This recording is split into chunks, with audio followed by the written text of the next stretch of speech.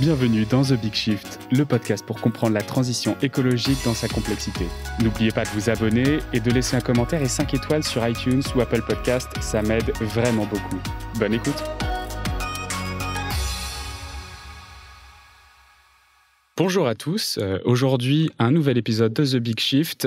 Juste avant de commencer, j'aimerais juste vous rappeler que vous pouvez vous inscrire à la newsletter de The Big Shift. C'est une newsletter qui sort tous les 15 jours, dans laquelle on vous donne des petits outils, on discute des 2 derniers épisodes de The Big Shift qui sont sortis, et donc c'est un petit élément sympa pour se rappeler à vous et pour avancer sur votre chemin quotidien, pour vous aider à avoir des ambitions personnelles et quotidiennes pour lutter contre le dérèglement climatique. Aujourd'hui, on est avec Roland Seferian de Météo France. Roland est spécialisé dans la géo-ingénierie.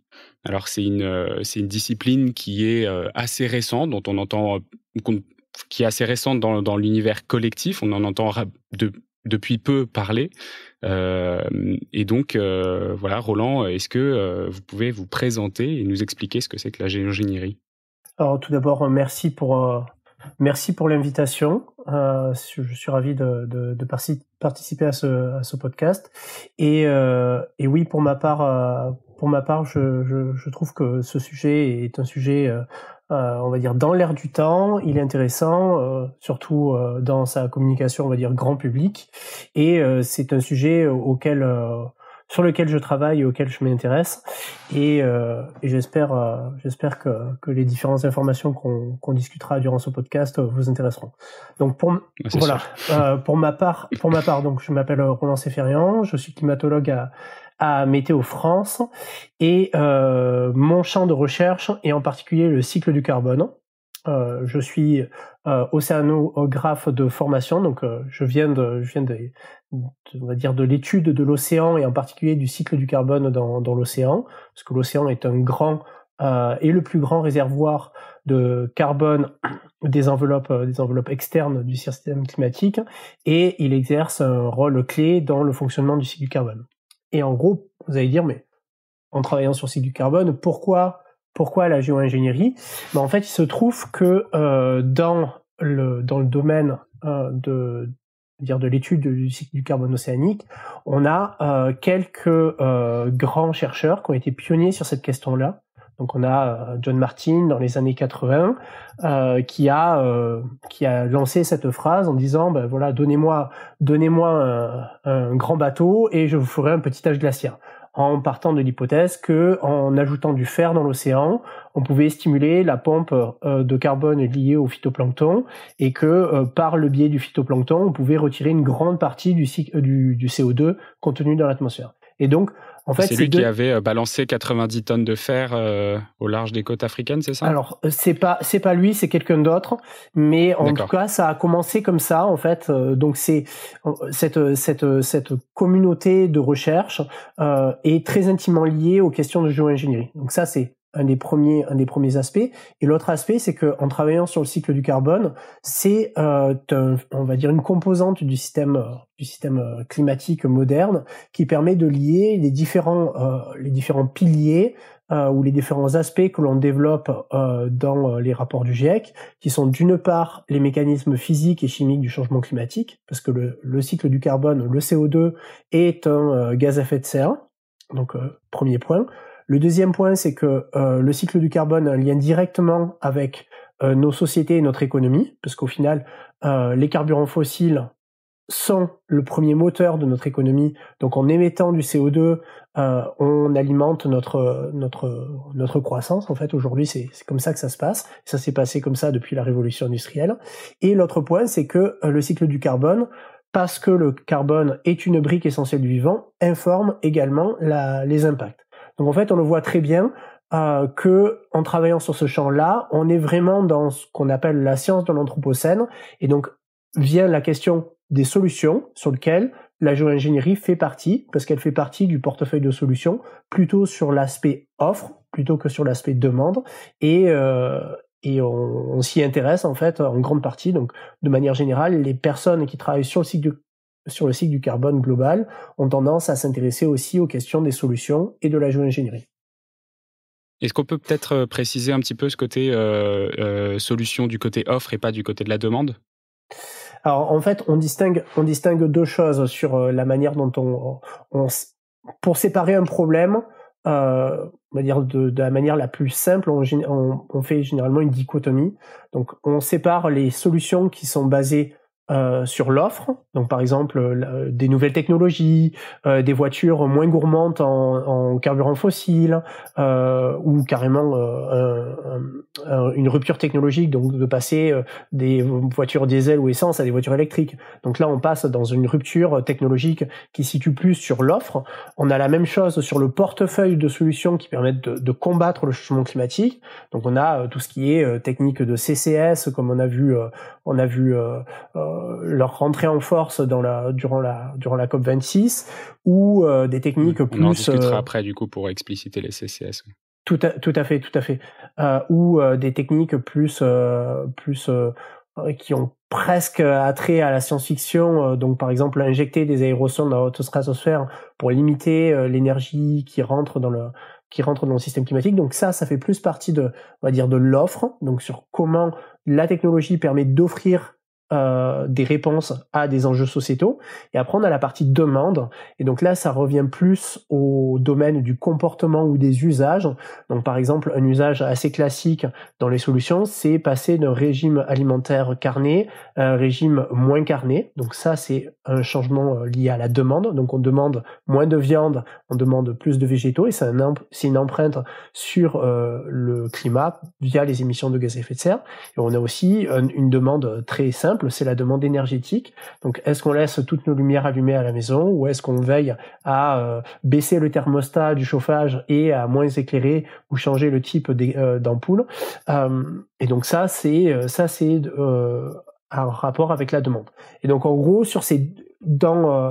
dans ce qu'on étudie en fait dans les sciences du climat, et lorsqu'on souhaite aller à l'interface avec la société, on est sur ce rapport entre ce qui a attrait avec la demande et ce qui a attrait avec l'offre. Et donc la géo-ingénierie, en tant que telle, se situe dans l'offre et pas dans la demande. C'est très clair. Alors, vous l'avez mentionné déjà un petit peu au début, les experts estiment qu'il faudra neutraliser de toute façon, on dit de 100 à 1000 milliards de tonnes de CO2 environ d'ici 2100, soit pour compenser donc nos émissions résiduelles, soit pour redescendre sous le seuil de 1,5 degré une fois qu'on l'aura dépassé. Il n'y a aucun scénario du GIEC d'ailleurs, dont vous avez été un des auteurs du rapport spécial en 2018 sur les conséquences d'un réchauffement climatique de 1,5 degré. Donc il n'y a aucun scénario du GIEC qui permet de rester sous cette barre sans géo-ingénierie. Mais du coup, alors quelles sont les deux grandes familles d'intervention quand on parle de géo-ingénierie, puisque on l'a dit, géo-ingénierie c'est un peu la science d'agir sur le climat en tant qu'humain. Alors quelles sont les deux grandes familles d'intervention de la géo-ingénierie? Alors déjà, bon, il y a dans votre question, il y a deux aspects. Donc je vais répondre à la deuxième question qui permet de mieux définir ces techniques, parce que j'en parle depuis tout à l'heure, mais peut-être de clarifier cet aspect-là permet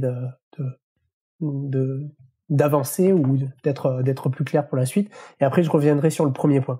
Donc, en gros, la géo-ingénierie, déjà, la recommandation la plus simple qu'on puisse faire, c'est d'arrêter d'utiliser ce mot, parce que c'est un mot qui est mot valise, qui englobe en fait tout et n'importe quoi, et vous allez le voir. Mais c'est aussi un terme qui est, on va dire, très années 80, parce qu'au final, géo veut dire global, ingénierie veut dire voilà, l'homme agit sur le global, et ça donne vraiment la vision qu'en gros on est des apprentis sorciers, on sait très bien ce qu'on fait, parce qu'au final les ingénieurs sont très conscients de ce qu'ils font, ils ont une maîtrise complète, donc ça donne vraiment une vision très très maîtrise de l'homme sur la nature.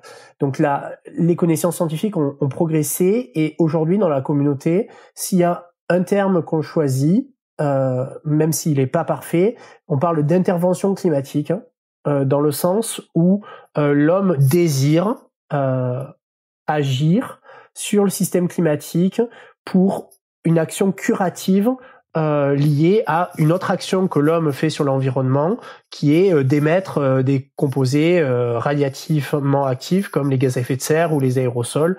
Donc en gros, on développe une nouvelle technologie pour curer un problème qu'on a causé. Donc on a plutôt tendance à préférer ce terme-là dans la littérature, même si il est hautement imparfait parce que le côté intervention donne l'aspect médical, donne l'aspect on sauve des vies, et c'est pas du tout le cas, parce que on verra dans la discussion que cette famille de techniques ou ce type de technique a des effets collatéraux sur bien des aspects. Donc, les deux familles d'intervention climatique se découpent sur deux aspects. On a en fait une manière de voir le système climatique comme une chaîne de processus. On a d'une part les émissions de gaz à effet de serre. Donc c'est ce qu'on fait par exemple lorsqu'on allume le moteur de notre voiture tous les matins.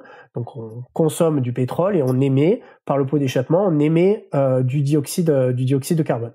Donc ça c'est la cause du changement climatique. Donc après, il y a le système climatique, donc on va dire l'atmosphère, l'océan, les surfaces continentales, qui redistribuent ces émissions via le cycle du carbone global. Et après, on a les processus radiatifs dans le système climatique qui font que va s'exprimer par rapport à la charge de gaz à effet de serre dans ce système-là, l'effet de serre et donc le réchauffement global. Et donc, à la toute fin de la chaîne, on a les impacts, donc les écosystèmes naturels, les sociétés, les villes et vous. De manière générale, vous et moi. Donc on a cette chaîne. Donc on part des émissions, le système climatique transforme les émissions en changement climatique et on a des impacts. Donc la géo-ingénierie, selon le type de famille, elle va soit agir au niveau des émissions, soit agir directement sur le fonctionnement du système climatique, donc sur la composante du milieu. Donc on a les familles. Du carbone. Voilà, plutôt sur le cycle du carbone ou l'effet de serre de manière générale, sur le bilan radiatif en fait.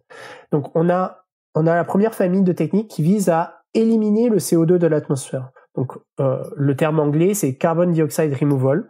Donc ça vise à retirer, le terme français c'est éliminer le CO2 de l'atmosphère. Donc là, en gros, ça revient à dire on utilise des technologies pour brûler du carburant fossile, comme ce qu'on fait aujourd'hui, mais on développe des techniques qui, elles, en sortie d'usine ou peu de temps après l'usine ou quelques années après qu'elle soit brûlée, vont venir retirer une partie de ces émissions. Donc là, on parle de technologies à émissions négatives ou de techniques visant à éliminer le CO2 de l'atmosphère, et tout cela fait partie d'une famille de techniques.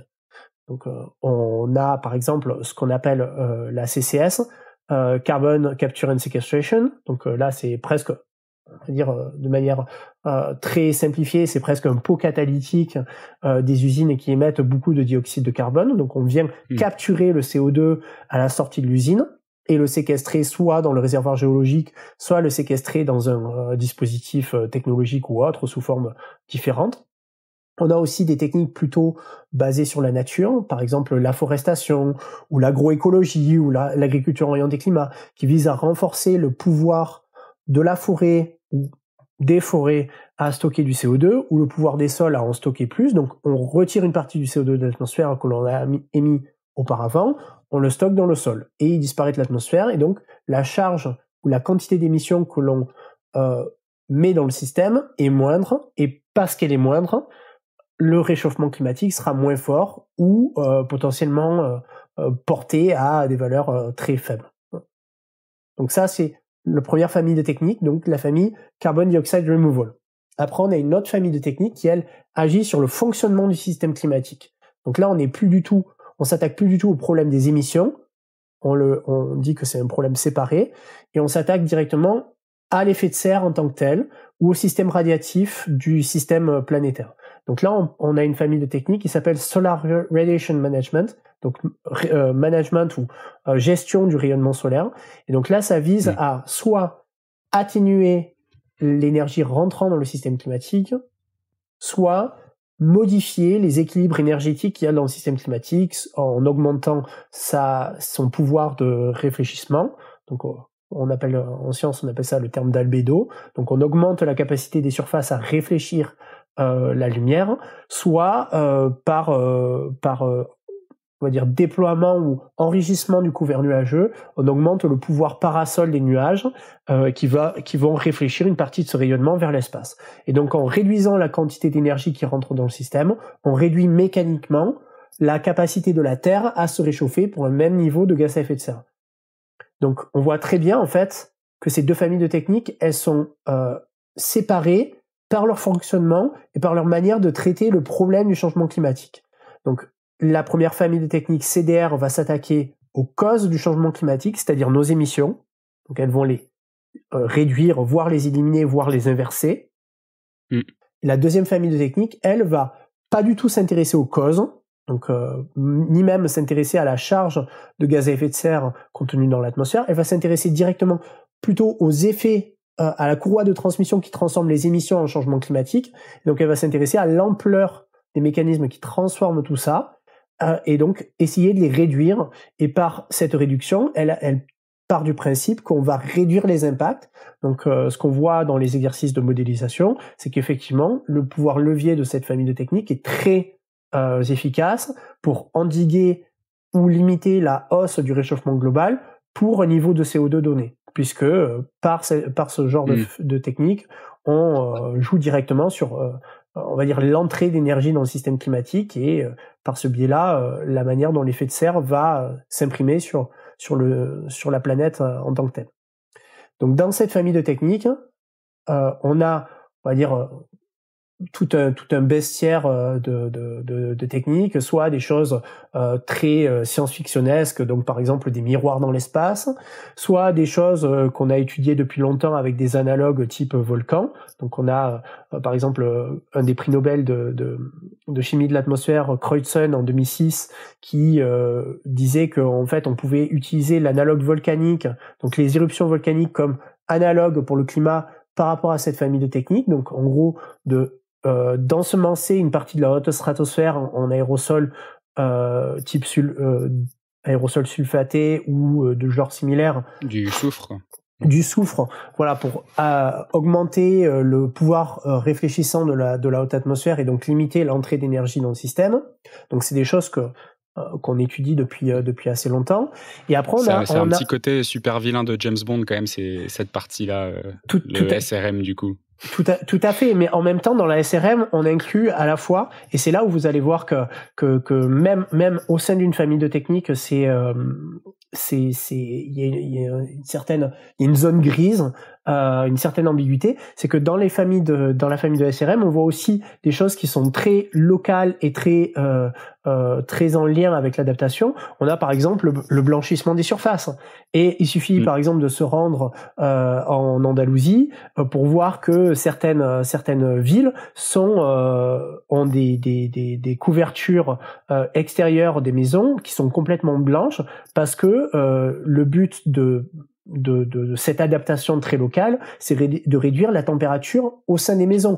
Et donc, on retrouve en fait dans cette famille de techniques des choses qui sont plus des usages que l'on voit et que les humains ont déployés pour s'adapter aux problèmes des températures élevées, très localement, avec des techniques qui sont presque science-fictionnesques ou de James Bond, que l'on peut retrouver presque dans des films en fait de science-fiction. Donc c'est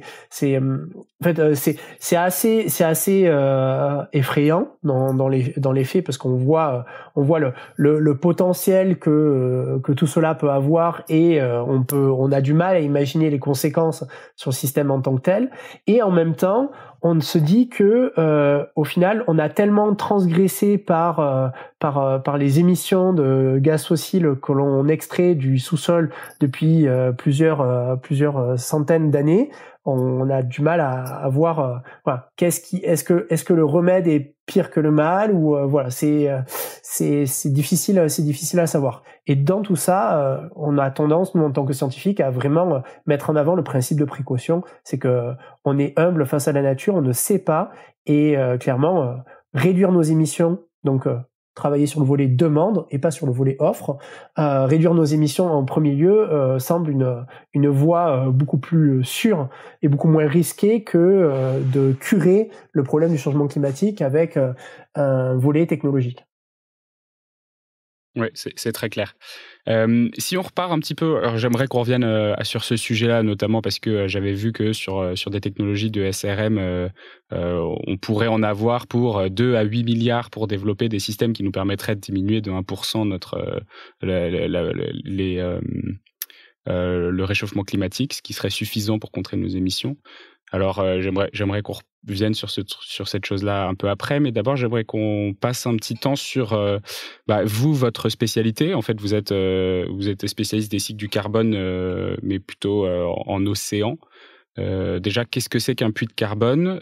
Pourquoi l'océan, ça a cette importance-là? Et quel est les cycles que vous étudiez là-dessus?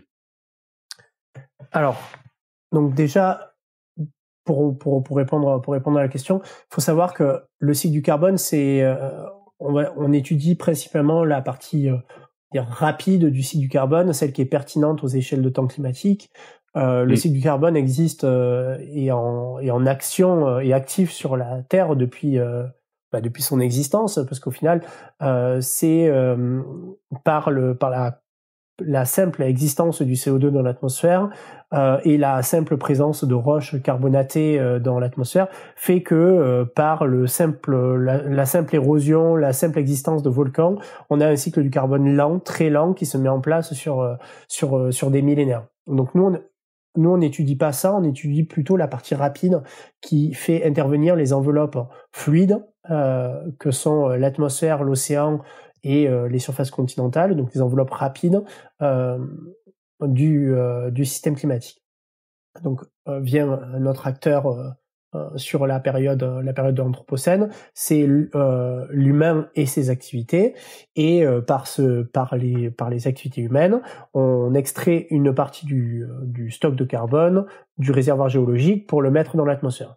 Et donc c'est là où en fait interviennent les connaissances que l'on essaie d'amasser sur le fonctionnement du cycle du carbone. C'est qu'une fois que l'humain par ses activités, création d'infrastructures, création d'énergie, création de biens de consommation, l'humain émet une certaine quantité de dioxyde de carbone dans l'atmosphère. Le cycle du carbone global va répartir ces émissions dans les différents réservoirs. Donc, ce qu'on sait à travers des initiatives comme le Global Carbon Project, qui sont des initiatives, on va dire, initiées par des scientifiques pour des scientifiques, mais qui ont, on va dire, un écho ou un retentissement global sur plein d'aspects, y compris la société, parce que c'est quand même des résultats qui sont utilisés, y compris par les profs pour les enseignements. En fait, cette redistribution fait intervenir principalement les surfaces continentales qui absorbent à peu près 27% de nos émissions sur les dernières décennies, et l'océan qui absorbe à peu près, on va dire, entre 23 et 25% sur ces dernières décennies de nos émissions. Donc en gros, les surfaces continentales, donc les arbres, les plantes, la biosphère terrestre de manière générale, qu'on le veuille ou pas, nous rend ce service en absorbant un quart des émissions pour les surfaces continentales et un quart des émissions pour l'océan. Donc, en gros, sur les 100% d'émissions que l'on émet chaque année, les services écosystémiques portés par la biosphère terrestre d'une part et l'océan d'autre part absorbent 50% de nos émissions, même légèrement plus, et c'est le reste qui s'accumule dans l'atmosphère, qui intervient, qui participe à l'accumulation de la charge en gaz à effet de serre dans l'atmosphère et qui renforce par ce biais-là la tendance de l'atmosphère à se réchauffer, et donc du climat à se réchauffer de manière générale. Donc en fait, c'est comme ça que par le biais des surfaces continentales et de l'océan, une partie de nos émissions est redistribuée et puis absorbée on va dire sur l'année. Donc on a cette réduction qui est offerte par la forêt et la biosphère terrestre et par l'océan d'autre part. D'accord, ok. Et du coup, vous, votre spécialisation, elle est sur la partie océanographique. Quelles sont du coup les solutions de géogénierie qu'on utilise via l'océan? Alors, c'est une très bonne question. En fait, c'est assez émergent. pour la simple et bonne raison que jusqu'à présent, le GIEC, ou en tout cas les scénarios futurs qui sont utilisés et évalués dans les rapports du GIEC, sont des scénarios qui sont développés par, on va dire, des modèles de politique environnementale ou des modèles macroéconomiques qui permettent de lier ou de répondre à un équilibre mathématique entre l'offre et la demande. Et les solutions de géo-ingénierie ou les solutions d'intervention climatique basées sur on va dire, l'élimination d'une partie de nos émissions sont des technologies qui visent à, on va dire, faire un tour de passe-passe entre créer de l'énergie et absorber du CO2. Donc on les retrouve là-dedans. Donc la partie liée aux solutions océaniques, en fait, n'en fait pas du tout partie, n'est pas du tout traitée dans ces scénarios-là, pour la simple et bonne raison que ces modèles de politique environnementale ou ces modèles d'économie traitent de manière très simplifiée, voire ne traitent pas du tout ce qui est en rapport entre la blue economy, donc l'économie de l'océan, ou le volet de solutions qui ne sont pas liées à un équilibre entre l'offre et la demande. Donc, par exemple, ces modèles macroéconomiques ou de politique environnementale ne traitent pas du tout la question d'un déploiement de technologies type SRM. Peu importe sa considération sociale, d'acceptabilité philosophique, etc., etc. Ils ne le traitent pas, ils ne le représentent pas, et c'est même quelque chose qu'on a marqué noir sur blanc dans le résumé pour décideurs du rapport 1.5 du GIEC. Donc, en gros, aucun de ces scénarios ne traite cette question-là. Mais c'est la même chose pour les solutions océaniques, qui sont pourtant des solutions, on va dire, compatibles avec la manière dont les scénarios sont développés, mais pour la simple et bonne raison que l'océan est peu intégré dans un système d'offres et de demandes, les solutions océaniques ne sont pas représentées.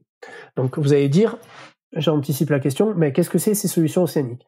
Donc on confère le point que j'ai mentionné en tout début de podcast, c'est par exemple tout ce qui est lié à on va dire au renforcement de la pompe biologique par l'ajout de fer, de silice, donc stimuler la pompe biologique de l'océan par l'ajout de composés qui est presque de la vitamine pour le phytoplancton.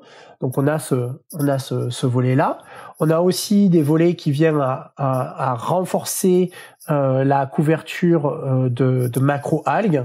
Donc on a les kelps, les posidonies, etc., qui elles sont sur le trait côtier, mais qui représentent des stocks très importants de carbone.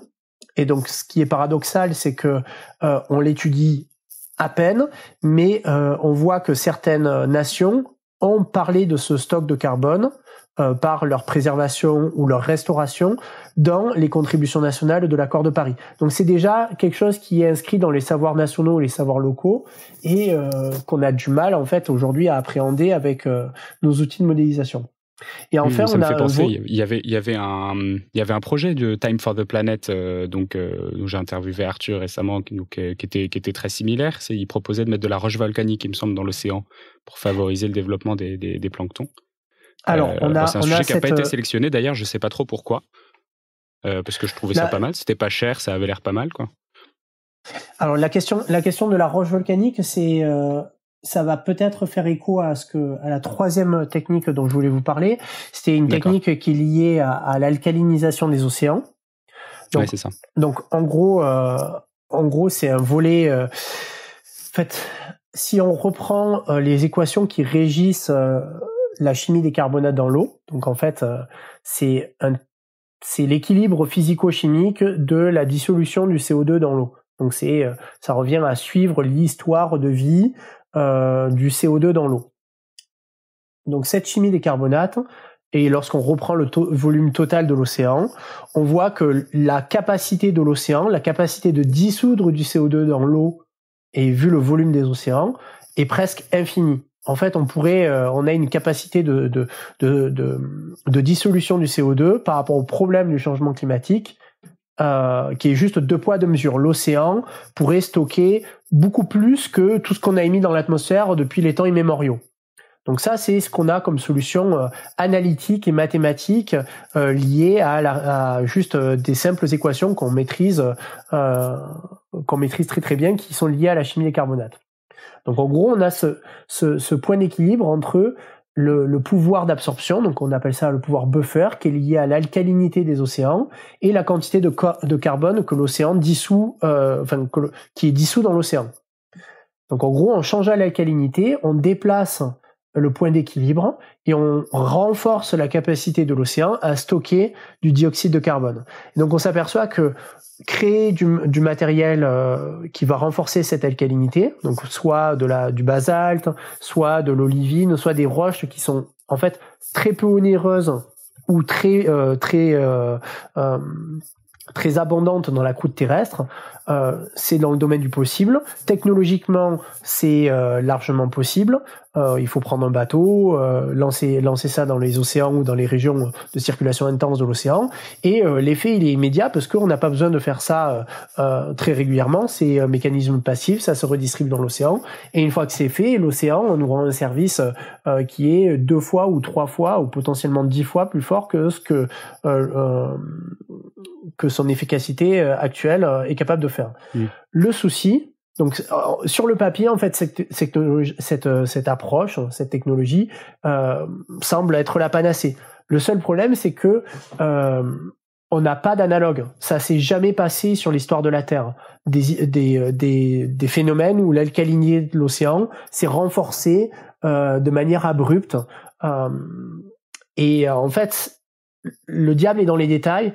Donc on a une expérience qui se rapproche presque de la science-fiction et qui est presque trop belle pour être honnête. Et de notre côté, on a l'impression en fait que cette technique reviendrait à transgresser des choses qu'on a du mal à appréhender, dans la mesure où même dans les temps passés, on n'a pas eu d'analogue équivalent.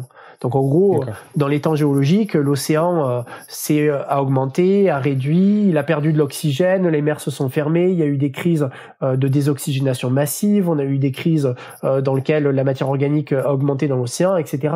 La salinité a changé fortement, mais on n'a jamais eu de phénomène dans lequel l'alcalinité de l'océan a changé de manière abrupte. Et ça pose beaucoup de questions d'enjeux autour de cette technique, et c'est aussi pour ça que aujourd'hui, la communauté scientifique est en train de réaliser des expériences en aquarium ou en bassin contraint. Donc, c'est des sortes de piscines en mer dans lesquelles on a vraiment évité le déplacement de cette alcalinité que l'on augmente, pour voir à quel point changer l'alcalinité de l'océan peut avoir un impact sur la vie de l'océan en tant que tel, donc surtout pour les organismes avec des carapaces calcaires. D'accord, ça, super intéressant. D'ailleurs, je crois que c'était avec de l'olivine, le principe de Time for the Planet, il me semble. Et oui. Du coup, c'est très intéressant ces projets-là. Est-ce que c'est des projets où on est obligé de faire des tests sur des temporalités qui sont des temporalités normales, ou est-ce qu'on arrive à les accélérer? Parce que fondamentalement, on n'a pas non plus des dizaines et des dizaines d'années à perdre. Est-ce que c'est des tests qu'on arrive à accélérer facilement? Alors ça, c'est difficile à dire.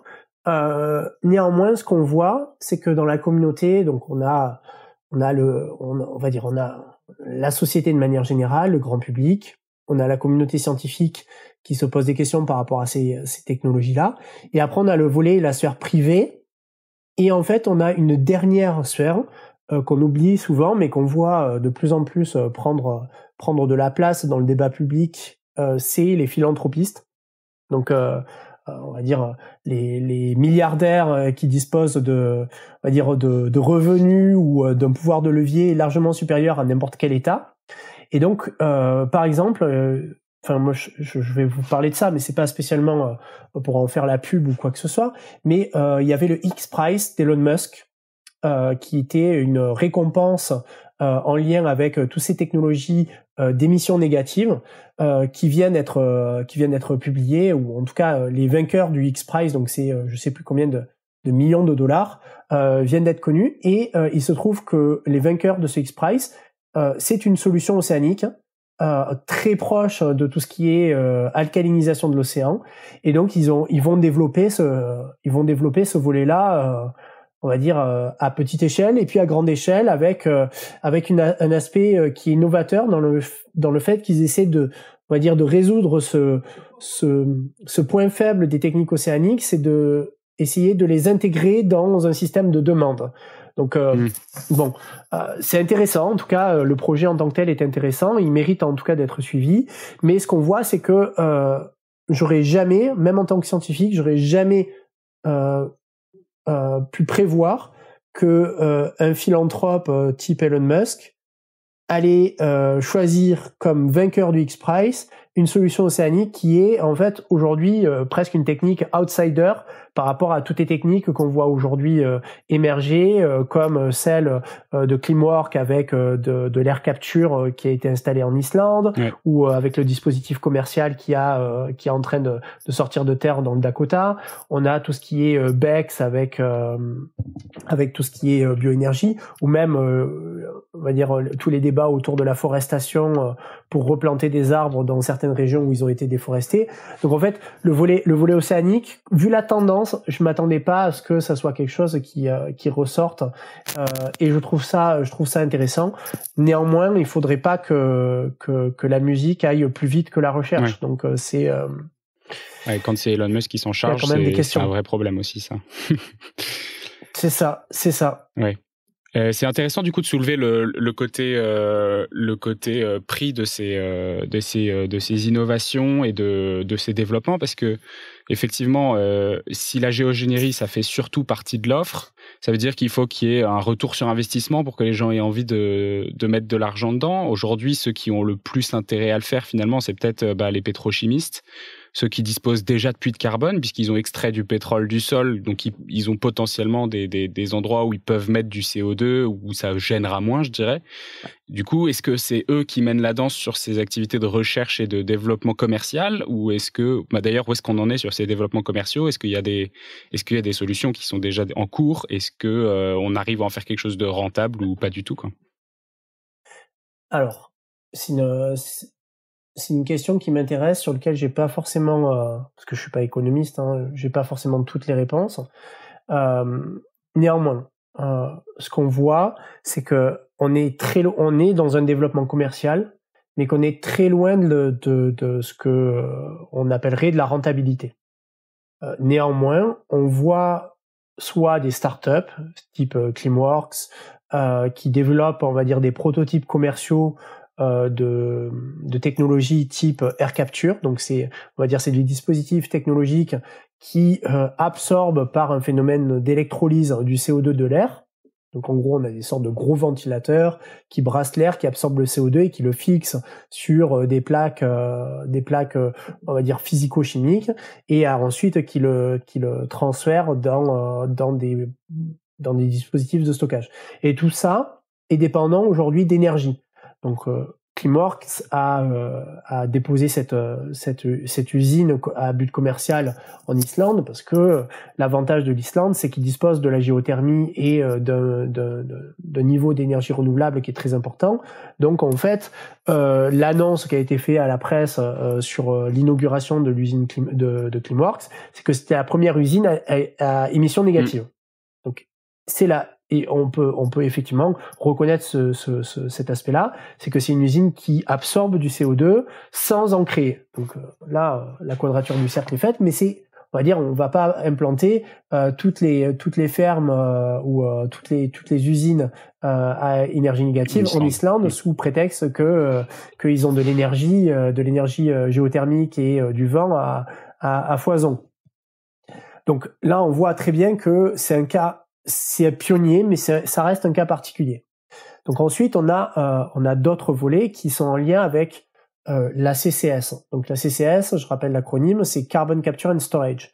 Donc en gros, c'est une sorte de pot catalytique, un dispositif technologique qui fonctionne comme celle que je viens d'énoncer, ou je viens d'en parler avec ce qu'a fait Climeworks en Islande.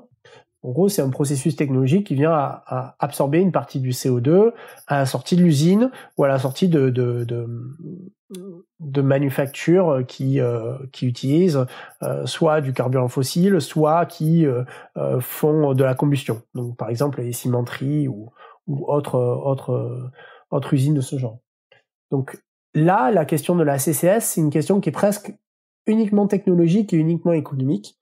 Donc aujourd'hui, ces techniques-là sont des techniques qui sont pas forcément rentables, mais elles étaient un petit peu subventionnées jusqu'à présent, et le coup de pied dans la fourmilière qui a été fait avec la COP26, c'est que, vu que les technologies qui sont dites non efficaces ne vont plus être subventionnées, ou en tout cas dans quelques années, on voit très bien que tout ce qui est technologie efficace pour continuer à utiliser du carburant fossile et pour éviter d'en émettre, ou éviter d'émettre du CO2, donc tout ce qui est usine avec CCS, en fait, va être subventionné. Et en fait, c'est ce qu'on pouvait voir d'ores et déjà sur les lois organiques, par exemple, les lois organiques du 45Q de Joe Biden, c'est qu'on voyait déjà qu'ils avaient anticipé avant même la COP26, on avait déjà on pouvait flairer cette tendance de dire, ben voilà, on va arrêter de subventionner les énergies fossiles polluantes, mais par contre, on va subventionner tout ce qui est technologie avec dispositifs de séquestration. Donc ça ne veut pas dire qu'on se désengage des énergies fossiles, c'est-à-dire juste qu'on y adjoint un pot catalytique qui lui est subventionné pour rendre ces technologies viables dans un premier temps, et pour ensuite les déployer à plus grande échelle. Donc là vous allez dire, bah génial, c'est une rustine, mais ce CO2, une fois qu'il est séquestré ou qu'il est capté et qu'il est séquestré, qu'est-ce qu'on en fait? En gros, où on le met? Et c'est là où en fait intervient une question aussi en rapport avec l'équité et qui se rajoute en fait aux questions d'équité liées au changement climatique. C'est qu'en fait les pays ne sont pas dotés des mêmes capacités de stockage. Parce que concrètement, ce qui se passe, c'est que un pays qui va absorber du CO2 parce qu'il a les moyens technologiques de disposer d'usines avec de la CCS, il va falloir qu'il stocke le carbone quelque part. Donc soit il va le stocker dans des dispositifs technologiques, soit il va le stocker dans son sous-sol. Et donc là, on voit très bien qu'entre des pays qui sont faiblement peuplés, comme les États-Unis, le Canada, ils ont des bassins hydrologiques ou des bassins profonds qui sont tellement énormes qu'ils ont une capacité de stockage incroyable. Pareil pour les pays du Golfe qui disposent de réservoirs fossiles très très importants. Par contre, des pays comme la France, par exemple, qui ont un réservoir, un sous-sol qui est très dense et pour le coup qui est en grande partie déjà largement exploité, on se pose la question de comment on va faire. Voilà. Donc là, on voit un véritable enjeu.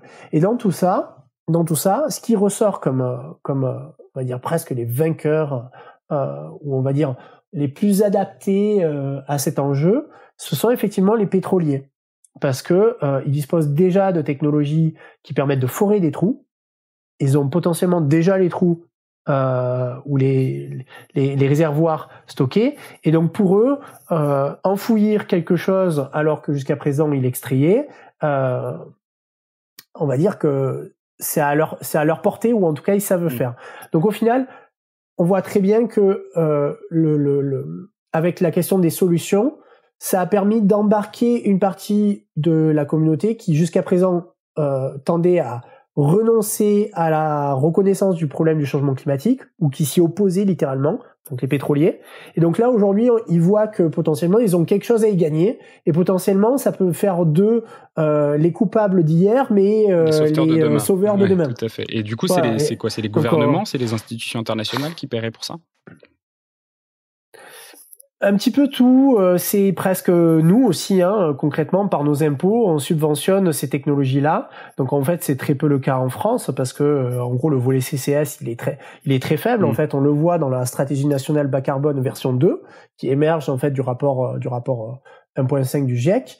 On a des volumes de CCS qui sont mentionnés. Donc ça veut dire que le gouvernement français a déjà étudié cette question-là, mais on n'en débat pas. Moi, c'est quelque chose qui me surprend.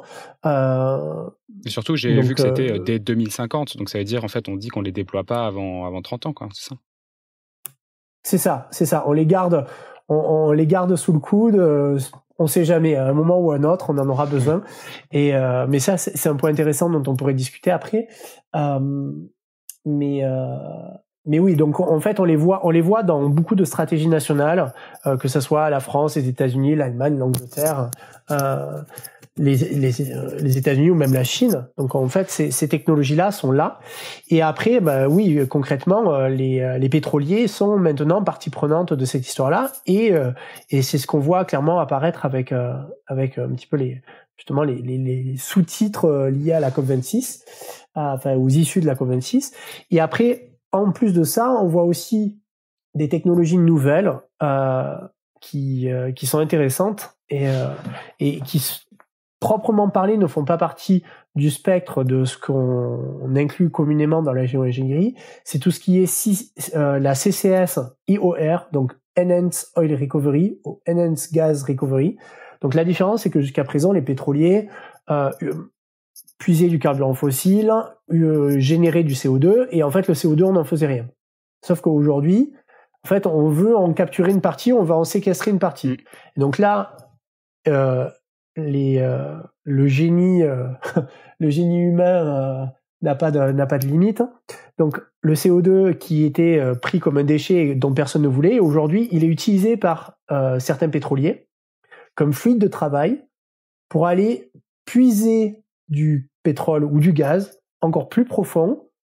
Donc par le même mécanisme que les pétroliers ont utilisé auparavant pour absorber ou retirer du CO2 de réservoirs géologiques, en fait là, au lieu de pousser de l'air, ils vont pousser du CO2, ils vont enfouir du CO2, et à la sortie, on aura du carburant fossile, donc soit du pétrole, soit du gaz.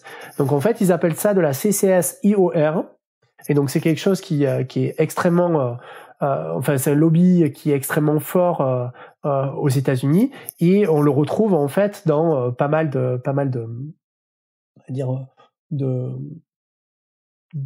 ponts avec les articles de loi du 45Q de Joe Biden, mais on les retrouvait aussi sous Trump, et on voit très bien que c'est une entrée en force de tout ce qui est activité pétrolière en lien avec comment ils ont essayé de retourner le problème du changement climatique en disant, regardez, nous, on continue à vous créer de l'énergie, mais on stocke du CO2 en même temps. Donc, on fait quelque chose de vertueux, sauf que concrètement, si on continue ça, on va puiser toutes les ressources fossiles de l'humanité d'ici les 30 prochaines années. On connaît peut-être d'ailleurs pas les impacts d'avoir autant de CO2 dans nos réserves tout à fait. géologiques. Et oui, ok. Et est-ce que ça s'apparente à du greenwashing, ou est-ce que c'est encore un peu est-ce qu'on peut dire que quand même c'est un vrai effort de leur part, ou il n'y a pas vraiment ou c'est plutôt juste un discours? C'est difficile à dire. En fait, ça dépend. Ça dépend comment on voit les choses. Si c'est un alibi pour pouvoir continuer tout ce qu'ils font, évidemment, ça marche pas. S'il y a derrière des efforts supplémentaires, ok. Voilà. Moi, personnellement, j'ai l'impression que c'est quand même un alibi. Parce que toutes les connaissances scientifiques dont on a plaident vraiment pour vraiment l'arrêt de l'utilisation de carburants fossiles. Donc c'est vraiment, il faudrait pour un principe un principe d'équité aussi pour les générations à venir, parce que au final, si on utilise tout, au bout d'un moment, il n'en restera plus. On a largement de quoi augmenter la température du globe jusqu'à plus 8 degrés par rapport au niveau pré-industriel avec tout ce qu'on a dans le sol. Mais concrètement, au bout d'un moment, il restera plus d'énergie type fossile pour les générations à venir. Donc il y a un problème d'équité, mais il y a aussi un problème de manque de reconnaissance des savoirs scientifiques qui tendent à transformer certains pans d'activité. Et là, il faut se dire que concrètement, c'est presque un aveu d'échec de voir comment ce volet des solutions a été retourné par ce secteur pour dire concrètement on va stocker du CO2, mais on va continuer à absorber du pétrole pour alimenter l'économie globale. Donc on voit très bien que c'est pas du tout dans un but vertueux, que c'est plutôt une manière de s'adapter. Enfin, c'est presque du darwinisme, en fait, par rapport aux enjeux du changement climatique, aux enjeux sociétaux. En fait, c'est un changement darwinien d'une industrie qui s'adapte, en fait, aux enjeux sociétaux sans forcément changer leur modèle économique. Ok. Alors j'aimerais qu'on revienne par curiosité sur les stratégies de SRM parce que je suis un grand fan de James Bond. Euh, j'avais lu en préparant cet entretien qu'on a quand même des innovations techniques qui sont relativement abordables, avec des effets potentiels qui sont immédiats, qui sont globaux. Est-ce que vous avez du coup un exemple de SRM qui soit un peu dans ce cadre-là, et quels sont en fait les dangers liés à cela? Pourquoi est-ce qu'on va pas plus loin avec ces technologies pour le moment? Alors on est rapidement passé effectivement sur par exemple l'olivine, le fait de pas connaître les impacts sur l'alcalinisation de l'océan parce que ça s'est jamais fait. Est-ce que c'est les seuls impacts qu'on a? Est-ce qu'il y a d'autres dangers sur ces stratégies-là SRM? Alors, la SRM a quelque chose de très particulier, c'est que je rappelle juste que c'est Solar Radiation Management, du coup, puisqu'on le disait tout à l'heure. Oui, merci. Donc, c'est gestion du rayonnement solaire. Donc, c'est une famille de techniques qui vise à changer le bilan ou la manière dont le climat va transformer les émissions en changement climatique ou en réchauffement global. En gros, ça vient à atténuer la manière dont le réchauffement global va s'exprimer pour un même niveau de CO2. Donc, en fait, cette famille de techniques, elle ne résout pas les causes du changement climatique. Donc, en aucun cas, elle vise à diminuer la concentration du CO2 dans l'atmosphère ou d'autres gaz à effet de serre, voire même notre niveau d'émission. Donc, en fait, c'est presque un cache-misère du problème initial, qui est en fait le fait qu'on utilise du carburant fossile et qu'on continue d'émettre du CO2 dans l'atmosphère. Mais ce qu'on voit, c'est qu'avec des expériences de modélisation, l'ensemble des techniques de SRM, de gestion du rayonnement solaire, est extrêmement efficace. Extrêmement efficace à atténuer la hausse du réchauffement global et des impacts qui sont associés, donc fonte des calottes groenlandaises, vagues de chaleur, etc., etc. Donc on voit très bien que elle répond, en fait, si on devait lister un cahier des charges, elle répond à une grosse partie des premiers points d'un cahier des charges qui viserait à éviter que l'humanité se retrouve soit dans des régions inhabitables tellement il fera chaud, soit à faire fondre certaines composantes du système climatique qui sont susceptibles de provoquer des points de bascule. Donc à court terme très enviable. Donc on voit très très enviable, mais en même temps il y a beaucoup de choses qu'on ne connaît pas. Et donc il y a quand même des choses que l'on voit. Donc déjà, avant d'être un problème technologique, parce que les technologies sont, on va dire, très largement accessibles pour la SRM, il faut des avions qui sont capables de monter très haut. On a la fabrication de soufre, ou très récemment, il y a quelques articles qui parlent de carbonate de calcium à la place du soufre. Donc ça avec un effet moins problématique sur la couche d'ozone. Donc il y a des choses comme ça. Et si on compare les coûts, donc approximatif, mais en fait, le coût de la SRM global, donc planétaire, pour limiter le réchauffement climatique en deçà de degrés, etc., c'est à peu près le coût d'un méga-feu en Californie. Donc c'est en gros, on voit très bien que un État du Nord, un État riche, qui dispose de la technologie potentiellement de tout ce qui est en lien avec l'aérospatial, pourrait de manière unilatérale déployer ce genre de technologie. Mais vu que c'est une technologie à impact global et planétaire, il y a le premier problème est un problème légal et un problème de gouvernance. Et donc là, en fait, on est dans une zone grise dans laquelle ni les Nations Unies, ni le GIEC, ni quelconque organisme onusien ne s'est prononcé aujourd'hui. Donc on n'a pas, malgré l'existence de cette famille de techniques, malgré la littérature qui s'accumule à ce sujet-là, on ne dispose pas d'organes qui suit cette famille de techniques, qui la proscrit, soit dans sa recherche, soit dans son utilisation, soit dans quoi que ce soit. Donc il y a un flou. Donc on pourrait très bien imaginer du jour au lendemain une nation qui déploie ce genre de famille de techniques indépendamment du bon vouloir des autres. Donc là, ça serait serait incroyable, mais c'est dans le domaine du possible, dans la mesure où il n'y a pas ni de moratoire, ni d'encadrement. Et finalement, est-ce que les autres, ils n'auraient pas juste à dire merci, là? C'est difficile parce que dans le problème du changement climatique comme dans le problème de la géo-ingénierie, il y a des gagnants et il y a des perdants. Et si on est clairement dans les gagnants, par exemple des pays insulaires qui voient la hausse du niveau de la mer être réduite, ou donc là ils vont bien entendu dire why not, hein, c'est eux, ça va assurer leur existence ou la pérennité de leur nation pendant plusieurs décennies en plus. Ils peuvent y gagner. Par contre, il y a d'autres pays du monde dans lesquels il va y avoir une perturbation du cycle hydrologique ou une réduction de la couche d'ozone, et on peut très bien imaginer que ces pays-là vont plutôt être du côté des perdants, donc et potentiellement être dans une situation plus problématique et plus tendue. Donc en fait, c'est ce que le rapport de l'Académie des sciences aux États-Unis, donc NASEM, a essayé de mettre en avant en avril dernier, et de dire qu'en fait, on avait réellement besoin de se pencher sur la question de la gouvernance autour de cette famille de techniques, parce que il faut arrêter, ce qui semble suggérer, c'est qu'on a beaucoup trop de penchants sur les techniques qui visent à résoudre le problème du changement climatique, donc s'attaquer on va dire, à nos émissions, mais que leur déploiement est un problème financier parce que ça a coûté très cher, mais aussi un côté d'échelle de temps.